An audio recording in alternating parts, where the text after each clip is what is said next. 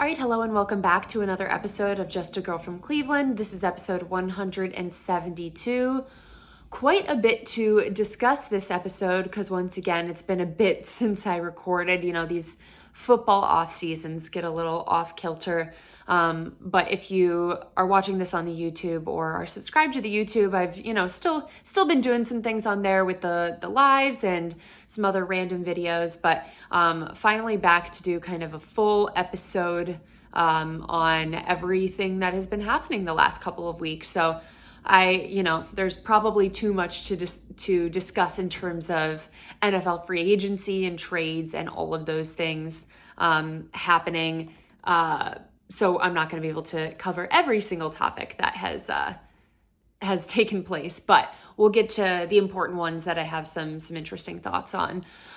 Quickly wanted to start with the Cavs before we get into everything NFL.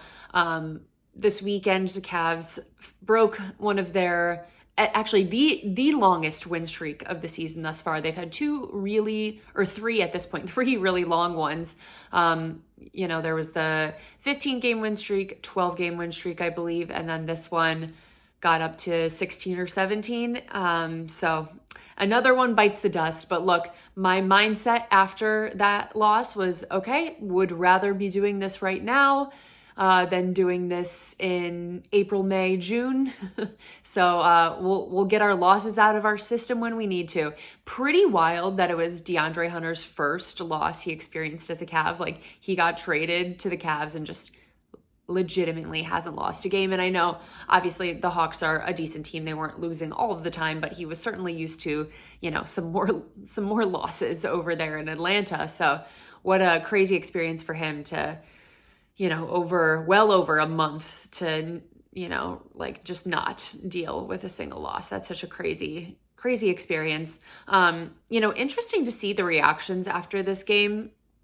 Lot of dramatic reactions, I felt like. First of all, I felt like the Magic players and fans were taking this game like it was game 7 of a series, like it was so intense and important to them. I found that to be a little bit interesting. I think people need to remember that Evan Mobley was not playing in that game. And I think that's the big thing I wanted to bring up here today with the Cavs is that, like, I think it's becoming increasingly obvious that Evan Mobley is the most important player on this basketball team. Obviously, all of the core four serve different purposes and are important to the team. But I saw a stat that said the Cavs have a 10-10 record in their last 20 games without Evan Mobley. So when Evan Mobley's not playing, 10-10. That's pretty glaringly obvious on the role that he serves on this team. And I think it was pretty obvious in that game as well. And look, it was like a Sunday afternoon game after a long win streak that's really hard to keep alive. It's hard to keep the energy going. So I'm not saying that was the only factor. I think there was a lot at play there. But, Evan has just, over this last year, obviously not only defensively with his Defensive Player of the Year candidacy, but offensively, the steps that he's taken with his perimeter shooting, with his just aggression and strength under the basket. I just feel like he's become so important for what this team wants to do offensively, that when he's gone, you can really tell, and they were definitely missing him. But we have less than a month really now of Cavs basketball to go. So it is quickly winding down here as we get closer and closer to play-in time and playoffs. So honestly, I'm just hoping everyone stays healthy at this point. That's really all you can ask for. And just keep doing what they're doing, because it is working. Okay, getting into the NFL topics now. I want to discuss the Myles extension because, I made a separate video on my YouTube about it. So if you've watched that, I'm going to give a lot of similar thoughts, obviously, here, but I'm sure some of the podcast listeners haven't heard me talk about that, or you just didn't see that video. So going to get into some of my thoughts on the extension. I think the last podcast episode I recorded, I was talking about his request to be traded. So things move quickly, as I mentioned, in this league, and things can change very fast. And we are in the place now where Myles has a deal that includes over $123 million in guaranteed money, average annual salary of $40 million. The extension is going to be over the course of 4 years, I believe. So massive deal, well-deserved for the best defensive player in the league. I think, the thing I kept bringing up when the request was made was like, I really never felt like this was about money. It seems like the Browns were always going to be willing to pay him. Jimmy, as many problems as he has as an owner, is always willing to shell out money for the best players on the team, and even sometimes players who are not worthy of that amount of money he is willing to pay them. So I don't think it was this question of like, are the Browns going to give him this big contract or not? I think that was always going to happen. So I guess I'm left still a little bit confused on what Myles' end game was in all of this. He had his first press conference this last week that was lined with dinosaurs at the front. And obviously kind of a lot of questions for him about, what changed and what got him to this place. And, he didn't give too many details, I would say, just really saying that after continued conversations with Andrew Berry, he got more comfortable with where the team was going moving forward. So he didn't say anything so overtly. There was some clips of him talking to Andrew Siciliano, and Andrew straight up just asked him, do you have an idea of what the Browns are going to do at quarterback? Are you excited about what they're going to do at quarterback? And Myles was like, I do have an idea. I have a pretty good feeling that this is going to happen. And, I wouldn't be sitting here if I didn't feel pretty good about it. So that's kind of put my head in a blender over the last week or so since he said that. Just thinking there's no way there's a free agent that's still available out there, or one of the Kirk Cousins type trades that could happen, or just any of these low level moves that are left for current active NFL players. There's no way any of those are making him that excited. I just have a really hard time believing that, which leads me to believe that he feels like they're taking a quarterback with one of the, with their first pick in the draft, most likely Shador, because I think everyone thinks Cam Ward is going first. So I guess, that would make the most sense to me on why he reacted that way. But I don't know why that would have changed so much for him, because I think it was probably always in the question of the Browns might be taking a quarterback at 2. It's not like they just traded up to this pick and are now in contention for it. They've always had the second pick in the draft.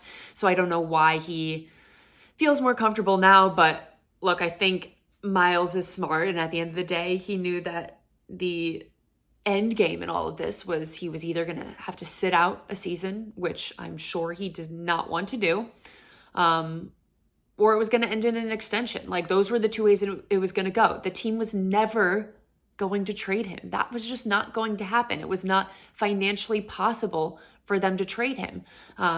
So, it's weird where we're at now today, because we still, I feel don't have all the answers. But I will say this till I'm blue in the face. The NFL, sports in general, moves so quickly. Fans have short memories. Players have short memories. Everything comes down to winning. And if this team starts winning, if Myles is producing on the defensive side, sacks week after week, playing like we know Myles Garrett can play, and helping lead this team, people are going to forget about this. People move on so quickly. I believe I brought this up last time about Lamar Jackson, but that contract conversation was so insane in Baltimore, and it felt like there was no point of return, and no one thinks about it now. Lamar has had 2 really great seasons since then, an MVP one, almost a second MVP one. You don't hear a peep out of anyone in Baltimore about those conversations and what the organization was saying and what Lamar was saying. I think people can set aside the business things at the end of the day once winning and success is taking place. It's much easier to do that when you're seeing the W's show up week after week. So I think the fans that still have some type of feeling about Myles are going to be able to move on, once the season is around and, hopefully, fingers crossed, start seeing some winning. I think that'll make things a lot easier. I personally don't have gripes with him because I feel like we see these things happen all the time in the NFL and can't read into it too much. He had a lot of the same complaints that I have had as a fan on this podcast, that many fans have had very publicly. So I can't be mad at him for feeling the way that I've been feeling for, the last year on like, what is this team's plan for winning? We would all love to know because we were supposed to be setting ourselves up and it didn't feel like things were going in that direction. So I'm curious to see if he shows up at any Cavs games in the next few weeks. I don't know if he'll be back in the arena, especially as we get closer to playoffs. That'll be interesting to see. They put him on the Jumbotron, what the fan reaction is. I feel like it'll be generally positive. It's like I said, everyone's going to move on. And look, he's a minority owner of the Cavs. You got to show up for some of the playoff games. What's the point of being a part owner of a team if you can't show up for playoffs? So I have a feeling that he'll end up being there eventually. Okay, so I wanted to talk about a bunch of the quarterback moves now that have been made. Actually, I'm going to quickly touch on this because I have a ton of quarterback moves, but I have one other random topic I want to discuss for recent NFL transactions. T and Jamar both getting paid in Cincinnati. Obviously, big news, massive contracts for the both of them. I think it was always pretty clear that Jamar was going to have a really big deal, but T was the one more in question as a wide receiver two on that team who could be a wide receiver one on many, many teams in the NFL. What was going to happen there? I still honestly find this to be a strange move for them, considering how last season went. Obviously, I know Joe Burrow and that offense benefit from having both T and Jamar out there, and it's allowed them to have the kind of success that they've had on the offensive side. However, the Bengals are a team that is always strapped for cash, and we saw what their defense looked like last year and how much they struggled, and that was their downfall throughout the course of the season that didn't allow them to make the playoffs. So it's tough for me to say like, yeah, this was the right move when they have so many other issues that need to be addressed on the other side of the ball. But I guess they're really just leaning into what they know best and what they do best. In a way, I can respect that, but still a little confused. I feel like at one point the Bengals were drafting really well, and that's what allowed them to have such continued success on both sides of the ball. But as of recent, I feel like they have not been drafting as well. And I think when you are a team with not a lot of money, or you're just strapped for cash, I just think you really have to hit on the draft and your free agent signings and all those things. And they just haven't really been doing that. So it's definitely created some issues for them. So very curious to see what their season is going to look like. Okay, quarterback news. I'm kind of just going to highlight the ones that I thought were most interesting because there was a ton that has happened over the course of the last, 2 weeks now. One big one was Josh Allen getting paid. So this wasn't a move, but a massive, massive contract, 6-year, $330 million contract with the Buffalo Bills, including $56,745,000 signing bonus and $250 million guaranteed. That number is very key in my brain because I no longer have to hear $230 million guaranteed.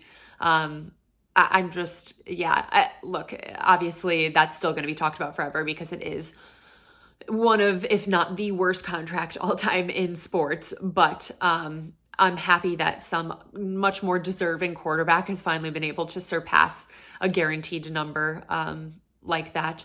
And so, yeah, Josh got paid big time and much deserved.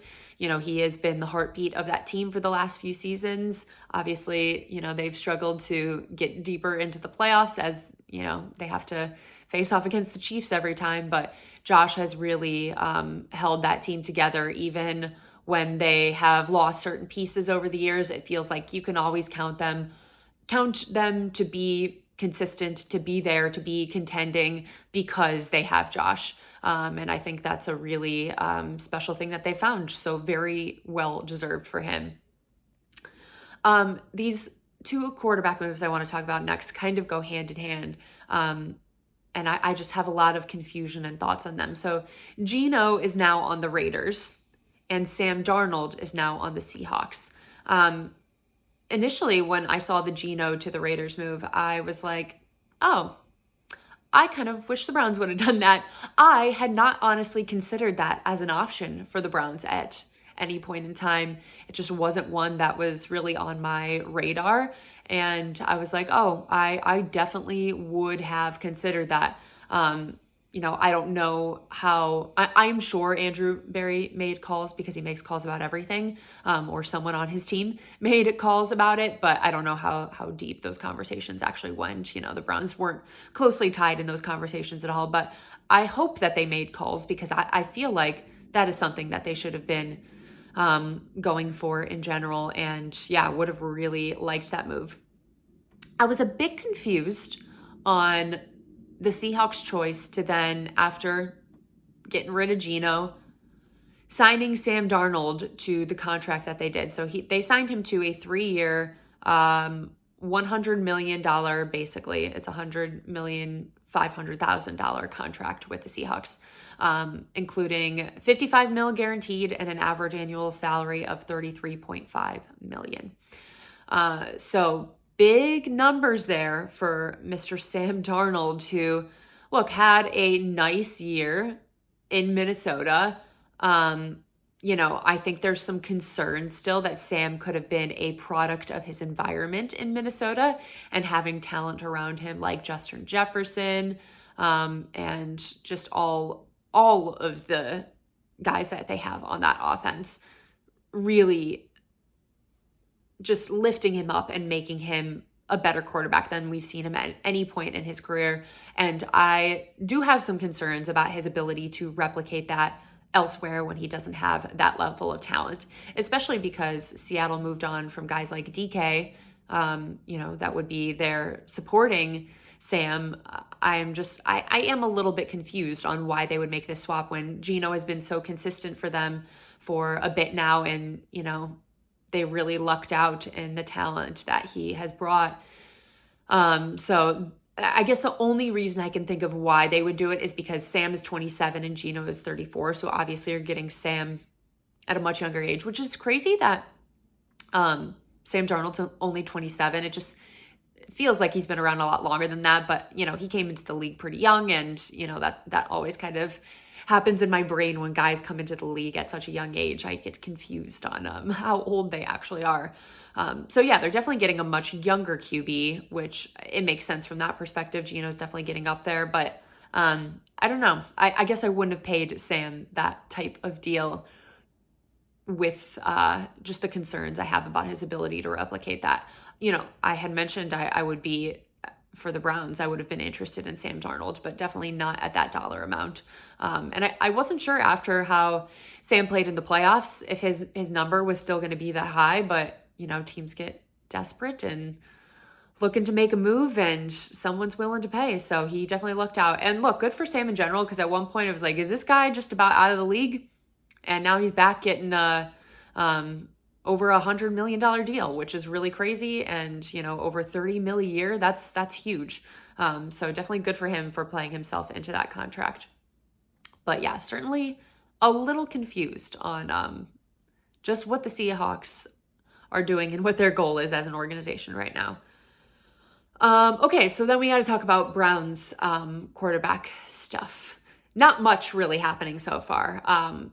Obviously traded DTR and a pick for Kenny Pickett. Giving up the pick in that is really just what throws me. I'm like, you got to give up DTR and a pick for Kenny Pickett. Like, is Kenny Pickett really worth that? Probably not.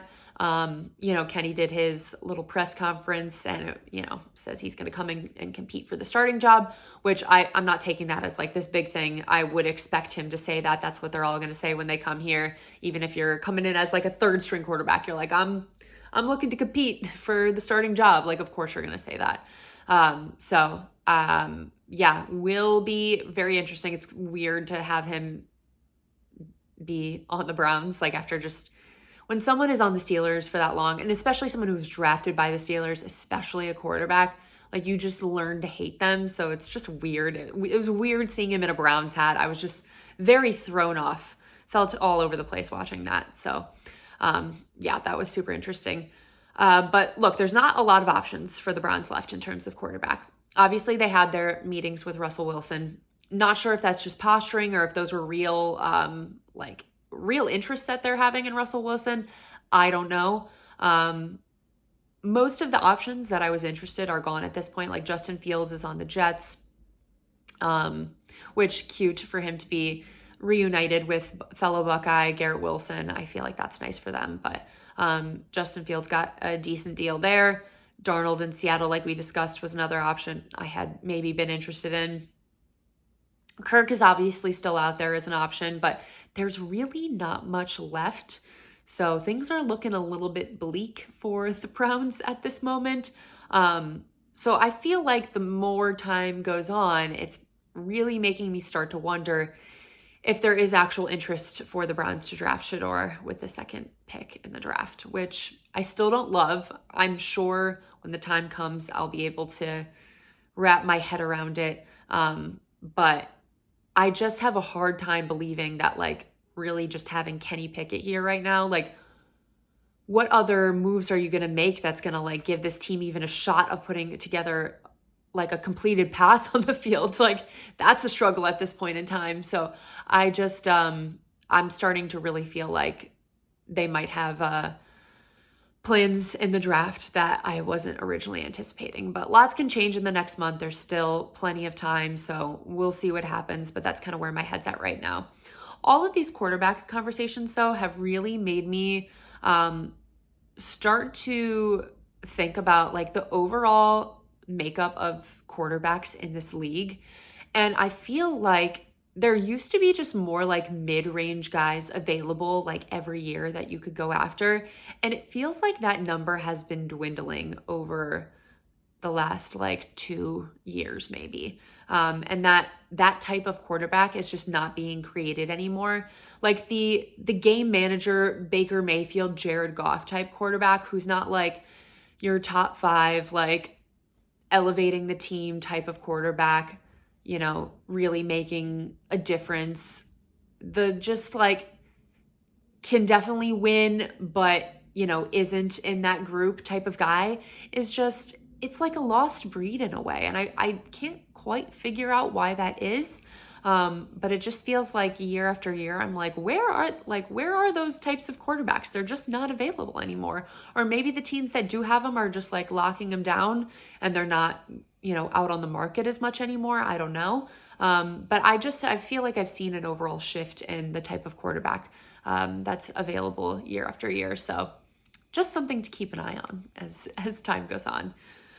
Okay, yeah, that is all I have. Obviously, there were a ton of other moves that happened, but I wanted to cover some of the big quarterback stuff, the Myles stuff, you know, all of those things. But there will be more to come in the coming weeks as we get closer to the draft and as Cavs basketball starts to ramp up to the playoffs. And Guardians coming back. Everyone get your ballpark pass. If you live in Cleveland, ballpark pass is available. So go Guards. We get to stand in our standing room with our summer shandies and in the sunshine. Looking forward to it. Thank you guys so much for listening. Very much appreciate. As always, if you could subscribe on the YouTube, I'd really appreciate that. Follow on Apple or Spotify, wherever you listen to podcasts. Leave a review or rating there. Leave a comment on the YouTube. Let me know kind of your thoughts on the Browns quarterback situation, on what you think the move is going to be going forward. And very much appreciate you guys. As always, go Browns.